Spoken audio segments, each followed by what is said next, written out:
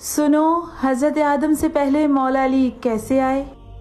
انسان کی پوری حیات میں پنجتن کی معرفت کو حاصل کرنا اور پا لینا ہی نجات ہے، کیونکہ ابلیس کی دشمنی اسی نور سے تھی اور دنیا میں بھی ابلیس صفتوں کی دشمنی بھی اسی نور سے ہے، کیونکہ پنجتن کا نور ہر اماوس کی رات کو کاٹتا ہے اور تاریکی کو دور کرتا ہے، چاہے ظاہری ہو یا باطنی۔ اب جو سوال کرے کہ پنجتن کا نور آدم سے پہلے کیوں تھا، تو اس سے پوچھا جائے کہ کیا تو رسول کا فرمان بھول گیا ہے کہ رسول اللہ نے فرمایا کہ میں اور علی ایک ہی نور کے دو ٹکڑے ہیں، یعنی نور ایک تھا، آتے وقت تقسیم ہوا تاریکی اور دنیاوی طور پر، یعنی اگر آپ حضرت آدم سے تاریخ کو کاؤنٹ کریں تو حضرت آدم علیہ السلام مولا علی علیہ السلام سے پہلے آئے، لیکن اگر آپ روحانی طور پر کاؤنٹ کریں تو دنیا بننے سے پہلے مولا علی علیہ السلام کا نور حضرت آدم علیہ السلام سے پہلے وجود میں آیا۔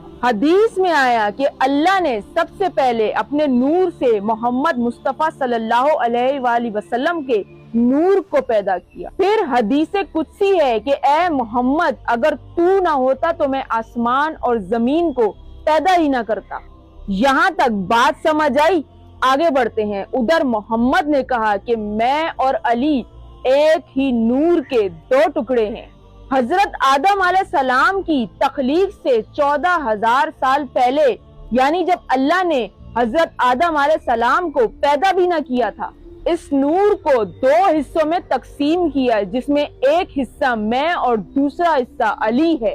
پھر ہمارے ہی نور سے کائنات، ملائکہ اور مخلوقات وجود میں آئی۔ اس لیے کہا جاتا ہے کہ محمد سبب تخلیق کائنات ہیں اور علی اس نور کے مظہر کمال ہیں۔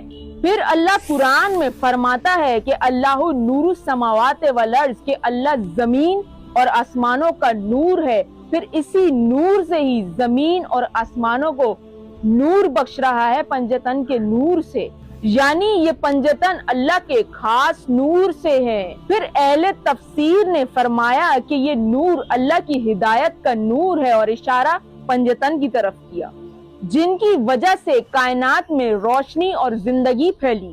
اور پھر حیرانی کی بات یہ ہے کہ خلق پہلے ہوا آیا آخر میں ایک نبی بن کر اور ایک ولی بن کر۔ آج اسی سسٹم پر لوگ زندگی گزار کر کہتے ہیں وہ کیسے؟ وہ ایسے ہے کہ جب آپ کو گھر کی ضرورت پڑی تو آپ نے پہلے زمین لی، پھر مکان تعمیر کیا، اور پھر مکان تعمیر ہونے کے بعد آخر میں آپ وہاں رہائش پذیر ہوئے۔ اسی طرح کائنات بھی پنجتن کی جاگیر ہے، کیونکہ کسی نے اتنی خوبصورتی سے دین کو نہ بچایا اور نہ پھیلایا۔ اور پھر قرآن سے اہل بیت کی فضیلت اور مرتبہ بھی ثابت ہے۔ وہ کیسے؟ آگے بڑھتے ہیں۔ سورہ احزاب، اللہ نے ہر قسم کی ناپاکی سے انہیں پاک رکھا۔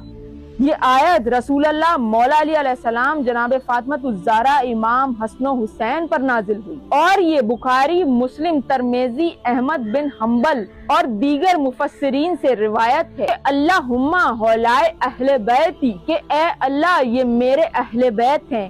نمبر 2، آیت مباہلہ سورہ آل عمران، کہ کہہ دو کہ ہم اپنے بیٹوں اور عورتوں کو لے کر آتے ہیں اور تم اپنوں کو لے کر آؤ، اور جو جھوٹا ہوگا اس پر خدا کی لعنت ہو۔ شان نزول کے مطابق جب نجران کے عیسائیوں سے مباہلہ ہوا، اس مباہلے میں رسول خدا مولا علی علیہ السلام بی فاطمۃ الزہرا اور امام حسن و حسین کو ساتھ لے کر آئے۔ اسی طرح سورہ دہر اور سورہ شعراء میں اہل بیت کی فضیلت موجود